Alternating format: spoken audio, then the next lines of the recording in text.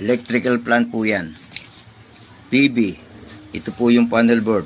Ang laman ng panel board ayan. Mga circuit breaker po yan. 20 amperes, 20 ayan. Sa lighting outlet. Circuit number 1 lighting outlet, LO. 28 daw. 28 daw yung ilaw. Pero dito muna tayo. 220 volt service entrance. Ito po. Ayan.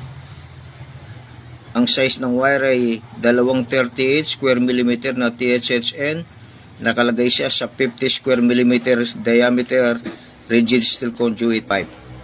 Titignan natin sa plano yung 28 pieces na lighting outlet. Mga ilaw yan. Circuit number 1. 20 amperes yung kanyang circuit breaker. So number 12 yung kanyang size of wire. Electrical lighting layout, circuit number 1. Ayan po circuit number 1, 28 daw yung ilaw.